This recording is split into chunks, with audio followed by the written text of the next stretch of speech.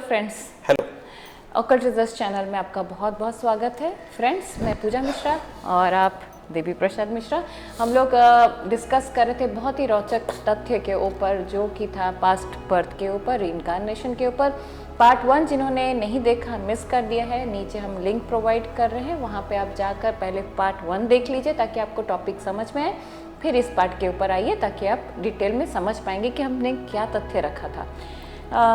हम लोग कंटिन्यू कर रहे थे इस क्वेश्चन से कि मान लीजिए जैसे कि एक बच्चा जन्म होता है और हम लोग उसका date of birth, time of birth, place of birth लेके हॉरोस्कोप बनाते हैं, तो वहाँ पे लिखा हुआ रहता है कि पहले से ही जैसे राहु महादशा बाकी है या कोई भी महादशा बाकी है और फिर वहाँ से कंटिन्यू होता है। दैट मीन्स ये पास्ट बर्थ और कहीं ना कहीं कंटिन्यू। जैसे कि राहु माह से 18 साल का होता है। हाँ जी। सपोज उसका 10 साल गुजर चुका है और 8 साल बाकी है, तो कहाँ गुजरा जब वो पैदा ही अभी हुआ है, तो ऐसा क्या है कि वो भी तो यानी कि पास्ट बर्थ और उससे ही कंटिन्यूएशन रहता है, इसका मतलब एक्चुअली एक कैलकुलेशन है।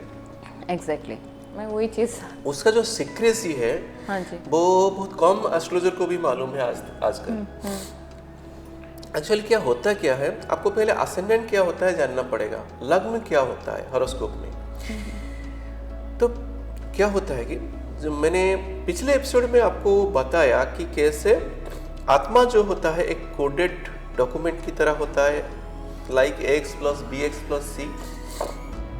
और वो जो हर एक ये जो डॉक्यूमेंट होता है, ये जाइगोट के अंदर घुसते ही अपना प्रोग्राम शुरू कर देता है, इंस्टॉल करना शुरू कर देता है। जैसा कि जीन हमारे सारे शरीर को बनाने के लिए अपने प्रोग्राम को शुरू कर देता है, सो हमारे शरीर बनने लगता है, हार्ट, ब्रेन सब बनने लगता है। वैसा ही हमारा जो आत्मा होता है, ये एक प्रोग्राम होता है जो रन करना शुरू करते ही हमारा जो कैरेक्टर होता है पिछले जन्म का, वो इस जन्म में रिफ्लेक्ट होने लगता है। ओके, जीन तो बनाएगा हमारा, मतलब बॉडी को बनाना शुरू कर देता है, पर जो कैरेक्टर होता है, ब्रेन का एबिलिटीज, कैरेक्टर, जीनियस, ये सब जो होता है ना, ये सब पिछले जन्म से ट्रांसफर होके इस जन्म में आते हैं। तो जो 9 महीने जो आप मदर के वॉर्म में रहते हैं, वही टाइम में क्या होता है, उस टाइम में आपका प्रोग्राम रन कर रहा होता मतलब इंस्टॉल हो रहा होता है। Okay. तो 9 महीने तक वो इंस्टॉलिंग प्रोसेस रहेगा, जब तक कि वो पैदा ना हो।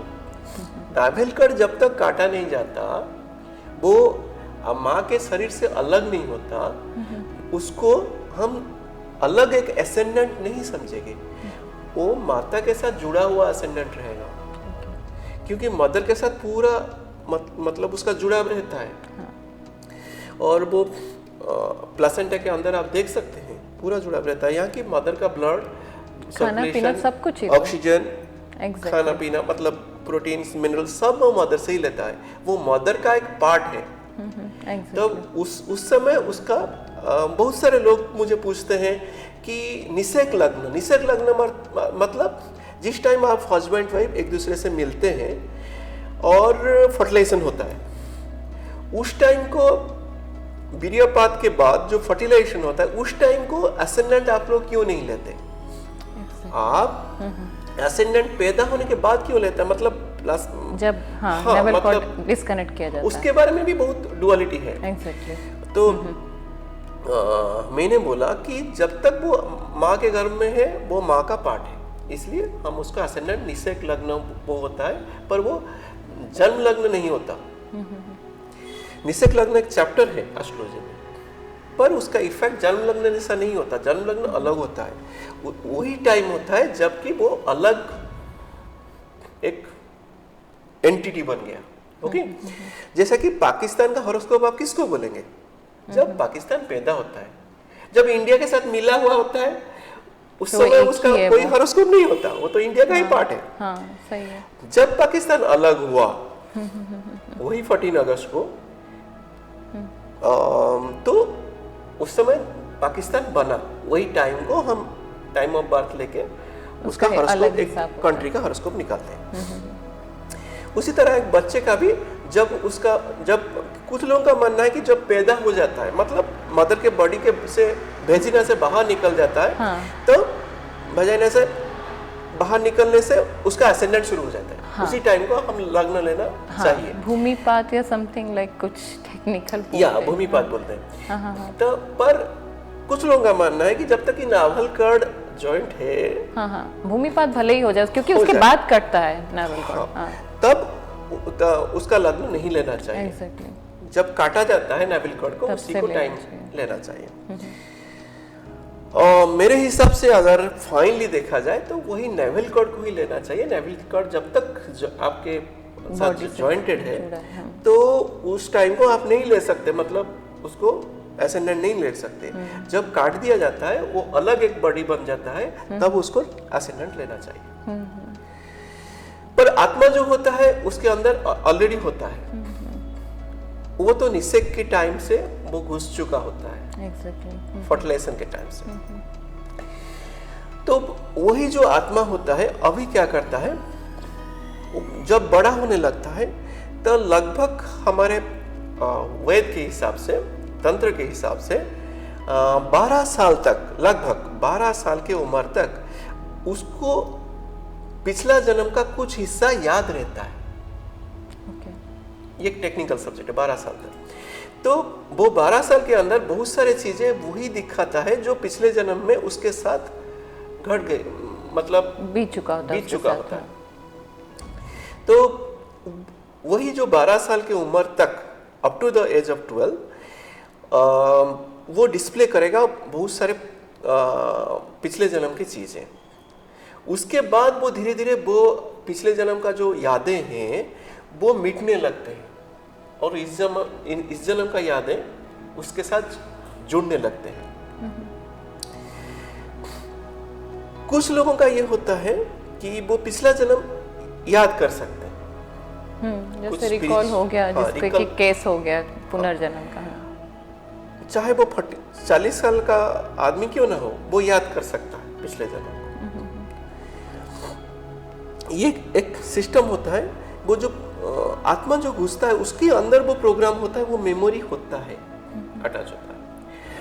हमारे जो बार बार हम यहाँ पे जन्म लेते हैं उसका जो मेमोरीज होता है वो डॉक्यूमेंटेड होके वही फोल्डर में रहता है। वो चित्रगुप्त फोल्डर होता है। हमारे ब्रेन का एक न्यूरल सिस्टम होता है चित्रगुप्त। चित्र मतलब विजुअल, विजुअल मेमोरी डिकोडर, मैंने उसका नाम दिया है विजुअल मेमोरी डिकोडर। मतलब जो भी हम देखते हैं, जो भी हमारे साथ घटनाएं घटती है उसको रिकॉर्ड करके कोडेड डॉक्यूमेंट के जैसा वो बना देता है। उसको बोलते हैं चित्रगुप्त। चित्र मीन्स विजुअल को गुप्त करके जो रख लेता है वो है चित्रगुप्त। ये क्या मैं बोलूं, आप लोग विश्वास शायद नहीं करेंगे, मेरे साथ काफी घटनाएं घट चुके को।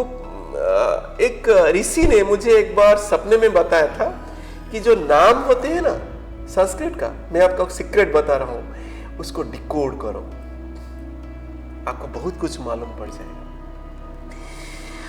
तो चित्रगुप्त नाम का आप सीक्रेट तो जान चुके हैं। तो वो जो डॉक्यूमेंट होता है चित्रगुप्त का, वो फोल्डर अटैच होके जाता है आत्मा के साथ। वो फिर इस जन्म में वो फोल्डर तो हमारे साथ रहता है, वो प्रोग्राम के साथ, जैसा कि विंडोज एक्सपी के अंदर उसका विंडोज एक्सपी के प्रोग्राम रहते हैं, उसी तरह वो फोल्डर भी हमारे साथ रहता है। पर हमेशा वो प्ले नहीं होता, हमेशा अपने आप को डिस्प्ले नहीं करता, क्योंकि उसको एक फायरवॉल की तरह होता है। उसको फायरवॉल को हटाने से ही आप पिछले जन्म याद कर सकते हैं। वो फायरवॉल की तरह आपको रेस्ट्रिक्ट करता है। वो फॉरबिडन बैंड है एक अंदर हमारे। वो फॉरबिडन बैंड होता क्या है, वो फॉरबिडन बैंड को क्रॉस कर लेने से हर कोई अपना पिछला जन्म याद कर सकता है। जब एक सीरियल चल रहा था ना पिछला जन्म के ऊपर, एक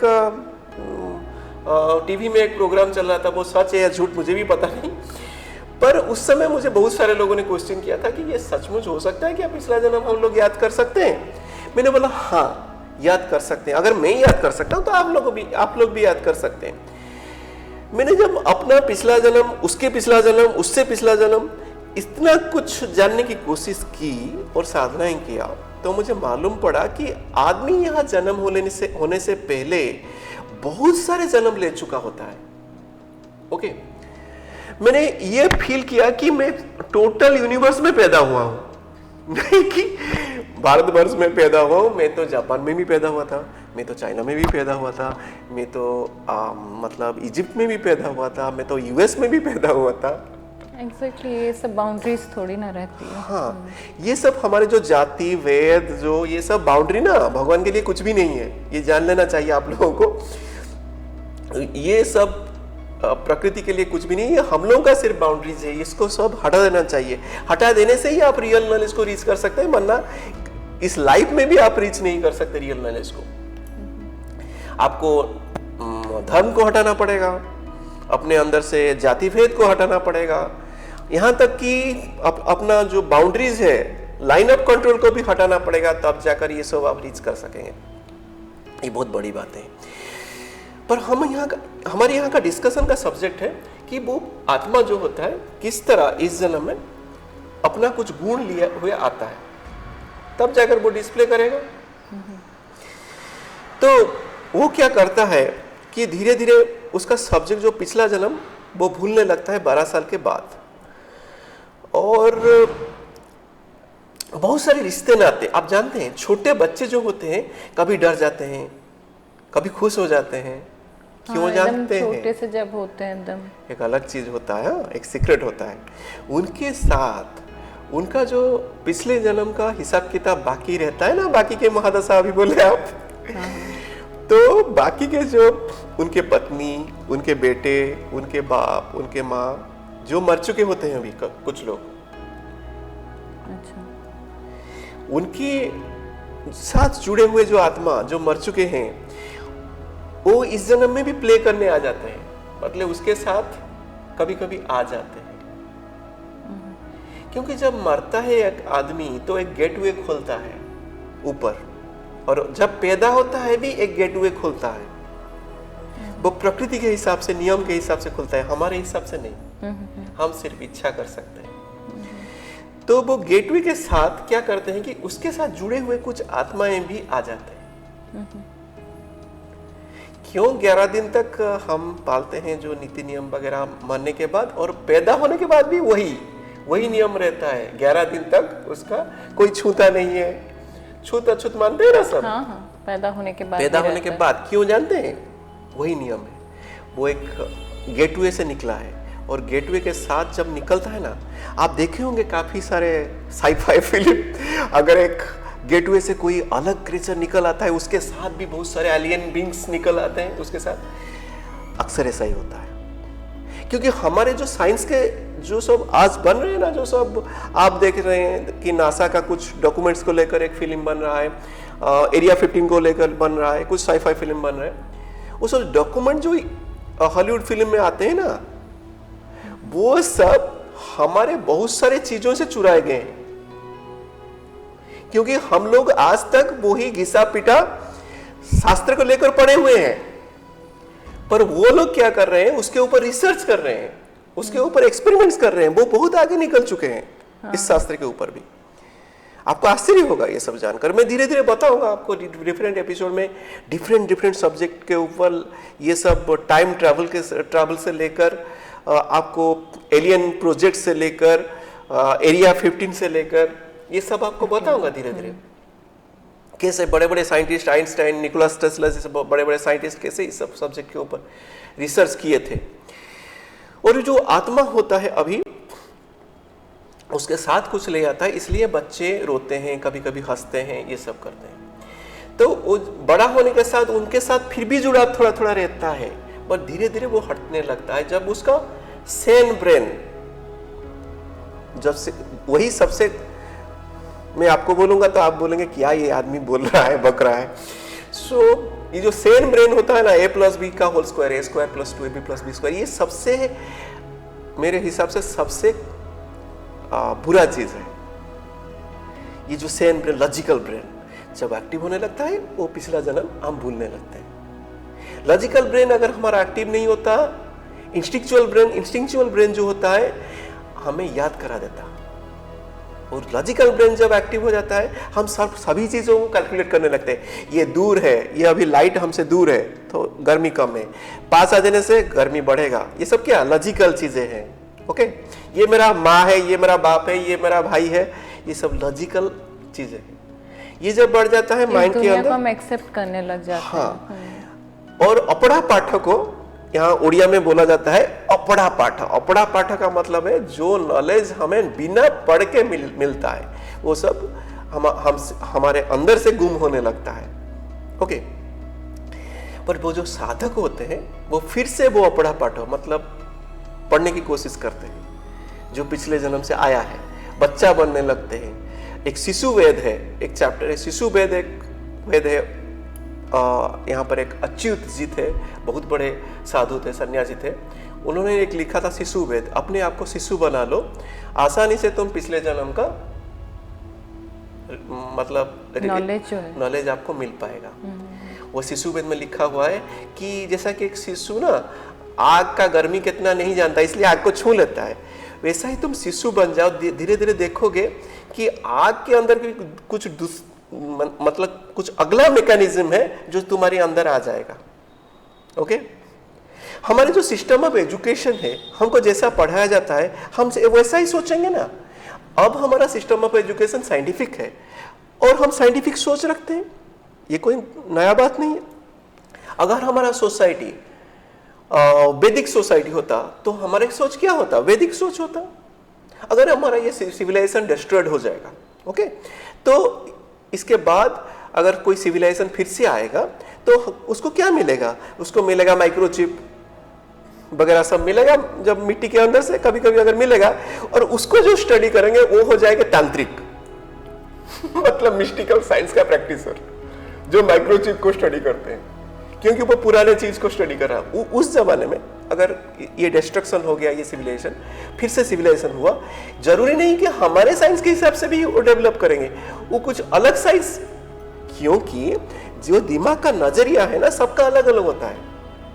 हम एक नजरिए से दुनिया को देखें, हम क्या वेस्टर्नर्स जो नजरिए से देखे, हमारे ऊपर वो नॉलेज थोपा गया, वेस्टर्न एजुकेशन को हमारे ऊपर थोपा गया, तो हम हमारे सोच जो होता है उसके हिसाब से बदला, लिमिटेशंस भी आ जाते। हम आज स्प्लिट पर्सनालिटी इसलिए बोल रहे हैं, जातिस्मान नहीं बोलते, क्योंकि हमारे अंदर वो एजुकेशन है जो वेस्टर्न एजुकेशन है।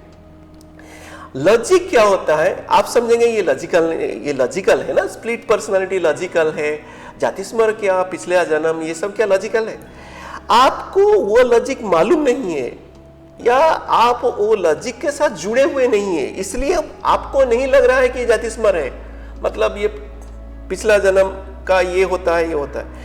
आप इस जन्म के लॉजिक से जुड़े हुए हैं, साइंस से जुड़े हुए हैं, इसलिए आपको लग रहा है स्प्लिट पर्सनालिटी।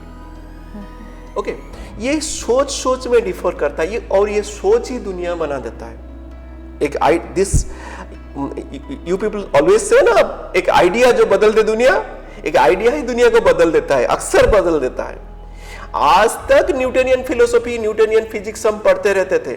जब आइंस्टाइन आए तो उन्होंने बोला नहीं, ग्रेविटेशन से हटके भी दुनिया है।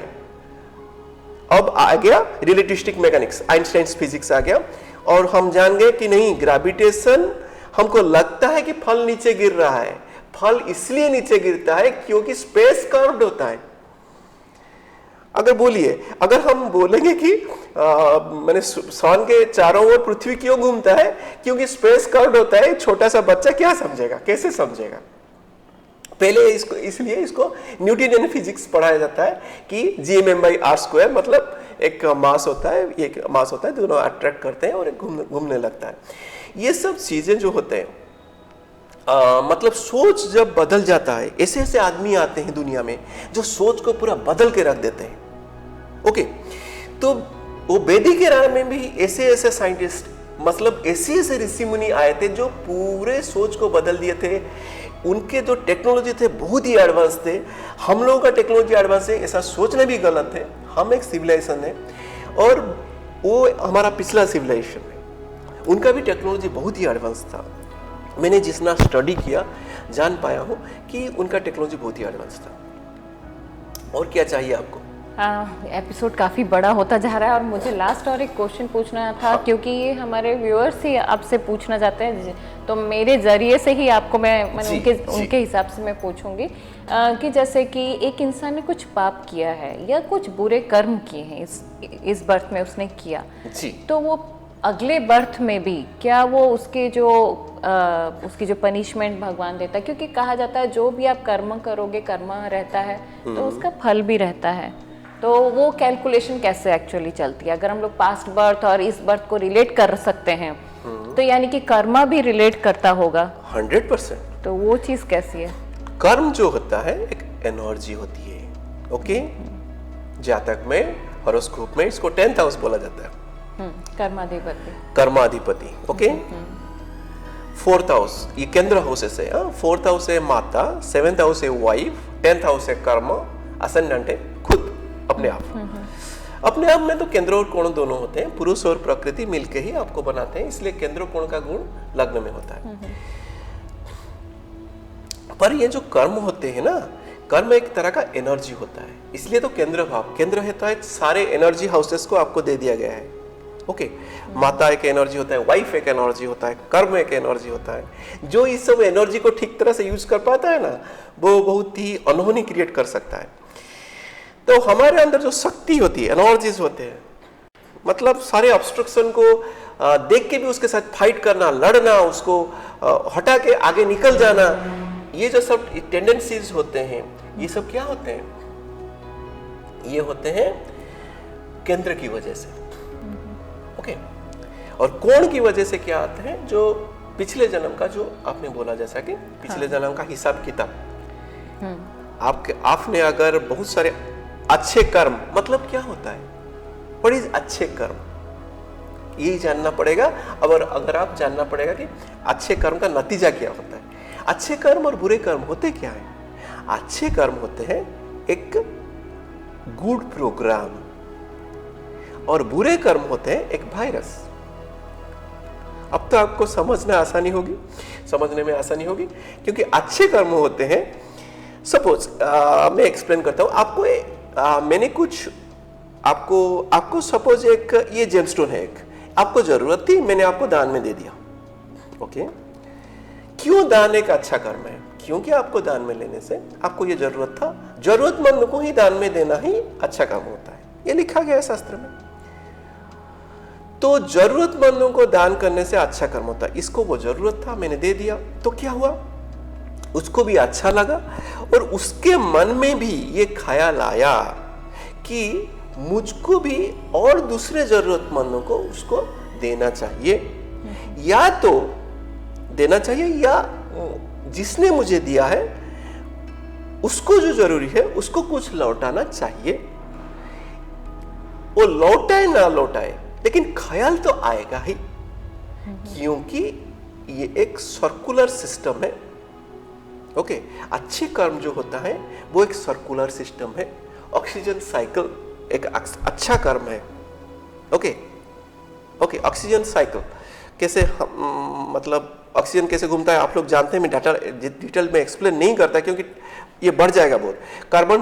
कार्बन साइकिल, ऑक्सीजन साइकिल, ये सब साइक्लिक है। क्यों साइक्लिक है? ये सब पुण्य कर्म है, लॉज ऑफ नेचर है। हम सोच रहे हैं ना ये सब लॉज ऑफ नेचर, पानी ऊपर अगर हम इसको डाल देते हैं तो नीचे गिर पड़ता है। क्यों गिर पड़ता है? ये एक नेचर है पानी का, पानी नीचे फ्लो करेगा। ये जो नेचर है, स्वाभाविक प्रवृत्तियां हैं, यही सब अच्छे कर्म है, ओके। सिर्फ भगवान जी को पूजना अच्छा कर्म नहीं होता। जो नेचर के साथ, नेचर को फॉलो करके उससे सीख के, क्योंकि हम तो नहीं जानते जब पैदा होते हैं क्या अच्छा है। एक छोटा बच्चा क्या जानेगा क्या अच्छा कर्म है क्या बुरा कर्म है? उसके लिए तो सारे सिर्फ कर्म ही होता है। तंत्र में भी यही लिखा गया है, अच्छा और बुरे में इतना मतलब अंतर मत करो, सिर्फ जो हार्ट की जो इच्छा है उसको करते जाओ। क्योंकि तुम एक पर्पसफुली यहां पर पैदा हुए हो, और जो हार्ट का तुम्हें जो अंदर से जो आवाज आती है उसको सुनो और उसके हिसाब से काम करो। पर अच्छे कर्म वो होते हैं, मैंने एक्सपेरिमेंट करके देखा कि जो सर्कुलर होता है, मैंने अगर किसी को दान किया वो और किसी को दान करेगा या मुझे लौटा देगा, ये एक सर्कल हो गया। और किसी को भी अगर दान करेगा उसके मन में भी ख्याल आएगा, वो और किसी को दान करेगा, ऐसा ही सर्कल लगा रहेगा। जो प्रोसेस लगा रहता है उसको बोलते हैं पुण्य कर्म, गुड डीड्स। ओके। अगर वो सिस्टम को कोई तोड़ देता है तो वो बोलता है पाप कर्म। ओके। एक विंडोज एक्सपी एक प्रोग्राम है, प्रोग्राम के जरिए हम कुछ देख सकते हैं, एक पुण्य कर्म है। और वो प्रोग्राम हम खोलते ही वो नहीं खुल पा रहा है ठीक से। क्यों नहीं खुल पा रहा है? एरर्स हो जाता है, वायरस हो जाता है, ये सब पाप कर्म की वजह से होता है। आपसे बोलेंगे कि ये इसमें पाप क्या हो गया? तो हम करने से ही पाप होता है ऐसा नहीं है, जरूरी नहीं है हम सिर्फ करेंगे और पाप होगा ऐसा। मतलब कुछ एरर फैक्टर ही पाप कर्म होते हैं। एरर फैक्टर, वायरस फैक्टर, ये सब होते हैं पाप कर्म। मतलब जो कि स्वाभाविक प्रवृत्ति को तोड़ देते हैं। सर्कमस्टेंसेस कह सकते हैं। स्वाभाविक प्रवृत्ति को तोड़ना मतलब स्वाभाविक मनुष्य का जो प्रवृत्ति होता है वो हमेशा, आप देखेंगे पूरा स्कैन कर लीजिए, मनुष्य का क्या चोरी करना अच्छा लगता है? नहीं, बिल्कुल अच्छा नहीं लगता। उसको इंसल्ट होना अच्छा लगता है? बिल्कुल नहीं। वो जानता है चोरी एक घृण्य काम है। ओके। पर कहां से चोरी करना अच्छा लगेगा? ओके, मैं एक एम्बेसडर हूं। मैं अगर कुछ मेरे कंट्री कुछ प्रॉब्लम में है, मैं दूसरे कंट्री का कुछ डॉक्यूमेंट में चोरी करने के लिए मुझे भेजा गया, तो वहां पर क्या चोरी करना मुझे बुरा लगेगा? नहीं। जब मैं चोरी कर रहा होगा तो मुझे बहुत अच्छा लगेगा, क्योंकि मैं कंट्री के लिए कर रहा हूं। ये उद्देश्य की बात है। ओके। अपना क्या आपका एम है, टारगेट है। जब एक सोल्जर एक कंट्री के दूसरे सोल्जर को मारता है तो वो क्या खून करने के लिए मारता है? नहीं, उसे भी वो पाप नहीं होता। उससे पाप नहीं होता, क्योंकि वो अपनी कंट्री के लिए, वो कंट्री के लिए मारता है। मतलब अपनी कंट्री के बहुत सारे लोगों को बचाने के लिए मारता है। एक्चुअली इंटेंशन क्या होता है आपके कर्म के? एग्जैक्टली। आपका जैसा दिमाग रहता है ना, उसी तरह आपको फल मिलता है। हाँ, वो मेन वर्क करता है। ज्यादातर लोग बुरे कर्म इसलिए बोलते हैं कि वो दिमाग एक्सेप्ट नहीं करता। हमारे दिमाग अच्छे कर्म को ही एक्सेप्ट करता है। देख लीजिए अच्छी तरह से, बुरे कर्म को एक्सेप्ट नहीं करता, अंदर से एक्सेप्टेड नहीं होता। इवन आपकी आत्मा भी जानती है कि आप ये चीज गलत कर रहे हो। आपकी आत्मा, आप चाहे जितना भी अपने आप को प्रिटेंड करो, अपने आप को रोको, पर वो देखिए, क्योंकि हमारे अंदर जो प्रोग्राम है वो क्लीन प्रोग्राम है। आत्मा जो होता है क्लीन प्रोग्राम है। और जो हम अगर कुछ भूल कर दिए, हमारे लगा कि नहीं ये मैंने गलत कर दिया, मतलब हमारे जो प्रोग्राम के अंदर एरर आना शुरू हो गया। अंदर एक चलती है हमेशा। आप जानते हैं कि एरर की वजह से क्या होता है? बहुत सारे डिजीज पैदा होते हैं। Exactly. अगर आपके लोभ के वजह से, एक आदमी सपोज लोभ के वजह से किसी से घूस ले लिया, ओके, तो घूस ले लेने से उसका क्या होता है? जब तक उसका सोच रहता है पाप नहीं होता, क्योंकि पाप मैनिफेस्टेड नहीं होता। जब वो ले लेता है तब वो मैनिफेस्टेड हो जाता है। किस लिए लेता है? लोभ के लिए लेता है। और वो भी ठीक से जानता है कि मैंने गलत किया है। हाँ, वो तो जानता है ये गलत है, पर दुनिया में सब करते हैं इसलिए मैं भी करता हूँ। ओके। ले लेने के बाद उसका क्या होता है? लोभ से लेता है। लोभ क्या होता है? जड़ तत्व होता है। ओके। और जड़ तत्व डिस्टर्ब होता है। जड़ तत्व डिस्टर्ब होने से क्या होता है? जल तत्व डिस्टर्ब होने से आपका प्लैनेट होता है मून और वीनस, जल तत्व होते हैं। मून और वीनस में प्रॉब्लम आ जाते हैं हॉरोस्कोप के हिसाब से, पर तत्व के हिसाब से जड़ तत्व में प्रॉब्लम आने से ग्लैंड्स, जितने भी हमारे ग्लैंड्स होते हैं ना, वो अफेक्टेड होते हैं। हाँ, pineal glands, pituitary glands, carotid glands, ये सब ग्लैंड्स होते हैं ना हमारे अंदर। वो सब ग्लैंड्स डिफरेंट हार्मोन्स को सीक्रेट करते हैं। ये हार्मोन्स में प्रॉब्लम्स आ जाता है, इसलिए डिजीजेस होते हैं। और हम लोगों को क्यों बोला गया है शास्त्र में? लोभ मत रखो, गुस्सा मत करो। हम लोग समझते हैं कि क्यों गुस्सा मत करें, क्यों लोभ ना रखें। ये सब घिसे पीटे बातें हैं, क्योंकि ये एक गलत प्रोग्राम है।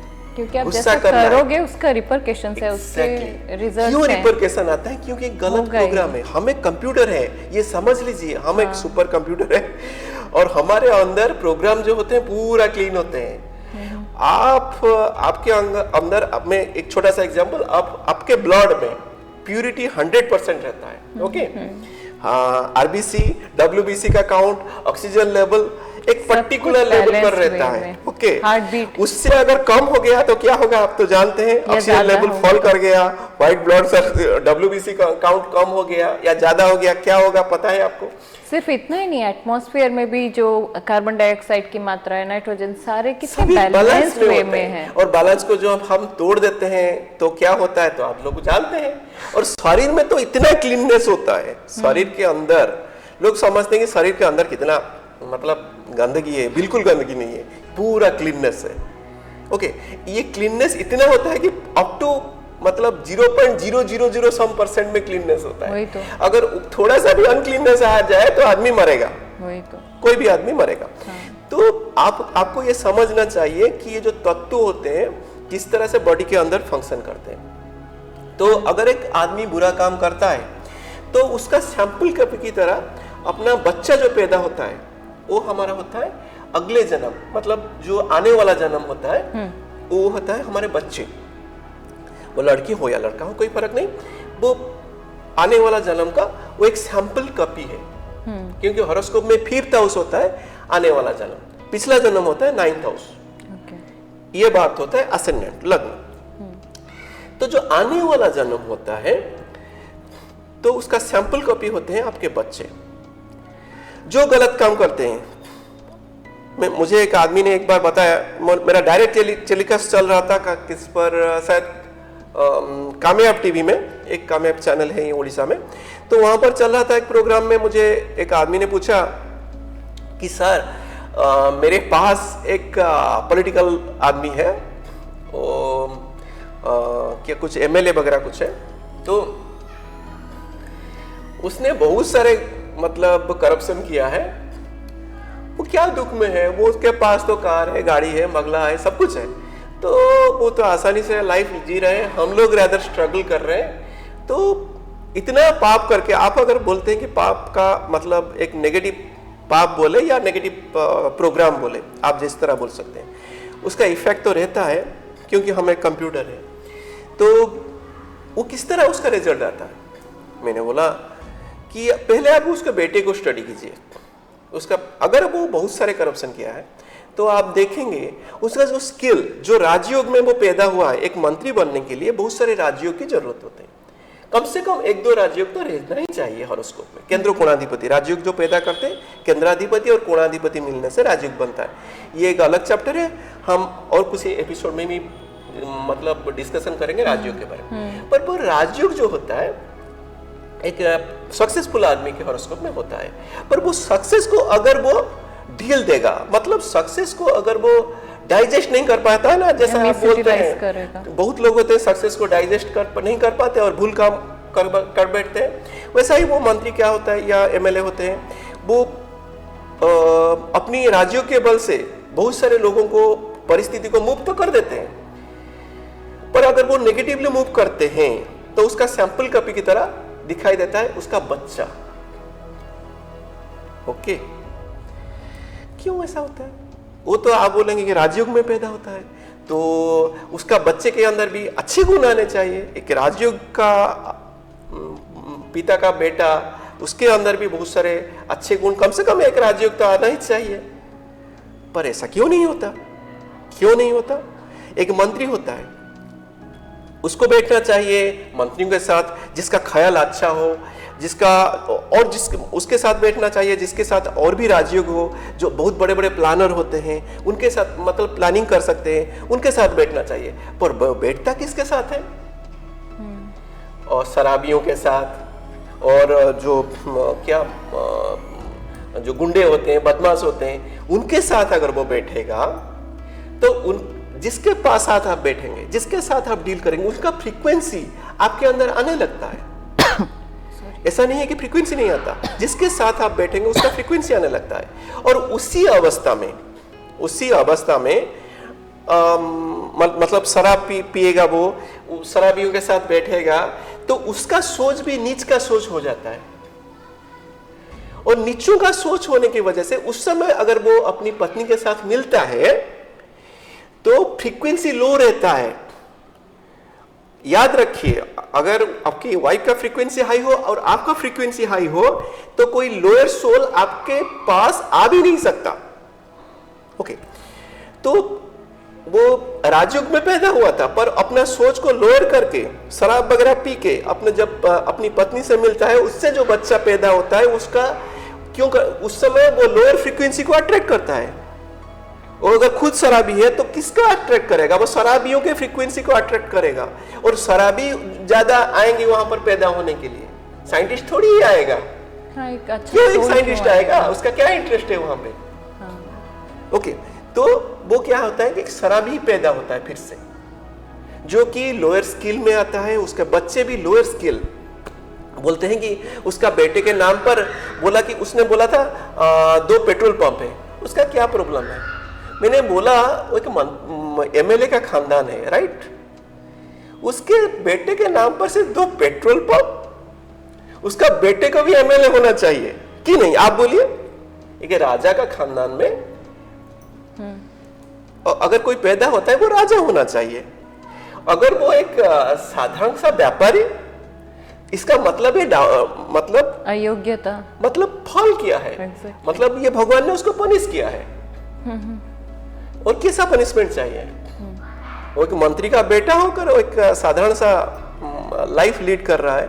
इसका मतलब है हर बुरे चीज का अंत होता है और हर बुराई का नतीजा तो मिलता है। क्योंकि हम सिर्फ एक प्रोग्राम नहीं है, हम एक कंप्यूटर नहीं है, ये टोटल यूनिवर्स एक प्रोग्राम है। और ये प्रोग्राम के अंदर प्रोग्राम, हर एक चीज में एक एक प्रोग्राम होता है। ऑक्सीजन साइकिल ये एक प्रोग्राम है, नाइट्रोजन साइकिल ये एक प्रोग्राम है, टोटल यूनिवर्स ये एक प्रोग्राम है, ये सब एक एक प्रोग्राम है। मैट्रिक्स आप देखे हैं शायद, मैट्रिक्स फिल्म, तो ये सब एक एक प्रोग्राम होते हैं। तो ये प्रोग्राम अगर आप इस कहीं भी गलती किए तो कोई प्रोग्राम आपको नहीं छोड़ेगा। ये इतने जो प्रोग्राम घूम रहे हैं ना, कोई प्रोग्राम नहीं छोड़ेगा। ये सब प्रोग्राम क्या होते हैं जानते हैं? जो साइक्लिक नेचर, यही है सुदर्शन चक्र, इसको बोला जाता है। जो सुदर्शन चक्र, पापी और पापियों को मारने वाला और कोई दूसरा नहीं होता। ये सिस्टम, साइकिल्स जो हमारे चारों ओर घूमते रहते हैं, हमें मार डालते हैं। अगर हम गलती किया, कोई एरर फैक्टर पैदा करने की कोशिश की, वो एंटीवायरस की तरह हमें मार देते हैं। फ्रेंड्स, एक्चुअली हम अगर ये सब चीज़ों के ऊपर अगर जाएं तो ये इतना अलग अलग चीज़ों के साथ लिंक्ड है कि हम लोग अगर पास्ट बर्थ के ऊपर डिस्कस कर रहे हैं तो कर्मा के साथ कनेक्ट हो रहे हैं, फिर कर्मा के साथ फिर क्या है, फिर अगले बर्थ के साथ कनेक्ट हो रहे हैं। तो ये काफ़ी चीज़ें, हाँ, मैं बताऊंगा आप लोगों को इसके बारे में। तो हम बीच बीच में इस टॉपिक को लेके एक एक पर्टिकुलर स्पेसिफाइड हम लोग डिस्कशन करेंगे, सो दैट आप ये चीज़ों को और भी वास्टली और डिटेल में समझ सकें। क्योंकि ये चीज़ें भगवान ने बनाई हैं और भगवान की चीज़ें बहुत ही ज़्यादा समझने के लिए। और भी आपको एक्यूरेटली बता दूंगा। आप अगर अभी 10,000 रुपए किसी से भी घूस लेते हैं तो कितने दिन में कौन सा डिजीज आपका पैदा होगा, मैं बता दूंगा आपको। आने वाला प्रोग्राम में मैं बताऊंगा किस तरह आपका तत्व डिस्टर्ब हो जाते हैं, किस तरह कौन सा डिजीज किस टाइम में आपका आएगा, मैं आपको डिटेल में बता दूंगा। और ये सब जानने के बाद आपको क्या लगेगा, कैसा लगेगा ये दुनिया? तो ये लगेगा ये दुनिया से कैसे मैं निकलूं। जैसे कि एक गाना आया था ना, चैन एक पल नहीं पर और कोई हल नहीं। पर यहाँ मैं भी यहाँ पे हूँ, ये नहीं कि मैं भी काफी सारा पाप किया हूँ, तो उसका रिजल्ट भी मुझे भोगना पड़ रहा है। पर सोसाइटी जैसा होता है, हमको मूव करना पड़ रहा है। और सोसाइटी अगर इस तरह का है, हमें पाप भी करना पड़ रहा है और पाप करने से उसका नतीजा भी भोगना पड़ रहा है, पर हम करते जाते हैं। क्योंकि अपरिचित मूवी में वही दिखाया है कि 100% जब वो मेन कैरेक्टर था हीरो, तो वो ठीक होने की कोशिश कर रहा था, कहीं घूस नहीं देगा, कहीं पे कुछ भी गलत नहीं करेगा। तो यहाँ सरवाइव करना बहुत डिफिकल्ट है। पर फिर भी यहाँ पे हम अपने आप को बहुत ज़्यादा मैंने कई चीजों से हाँ, अपने आप मैं को ये नहीं बचा कहता कि आप सकते हैं। कोई भी पाप मत करिए, मैं ये झूठ नहीं बोलता हूँ बोलोगे तो कई कि जगह आप नहीं कम हो से सकता। कम अपने दिमाग हाँ, को consent, क्लीन रखिए, exactly। क्लीन रखिए। किसी का बुरा तो नहीं करना है ना। उद्देश्य कम से कम Exactly। उद्देश्य अच्छा रखिए। हाँ, तो फ्रेंड अभी तो समय बहुत हम ले चुके हैं, सो हम ये बहुत ही अच्छे और रोचक डिस्कशन को यहीं पे रखते हैं।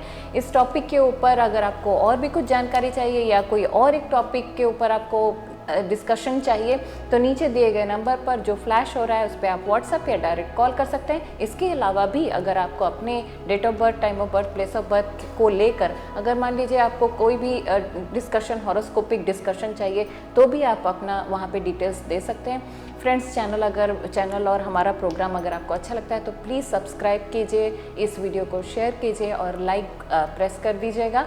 और यहाँ पे समाप्त करते हैं आज का प्रोग्राम। मिलेंगे फिर नेक्स्ट एपिसोड में। Till then bye. बाय।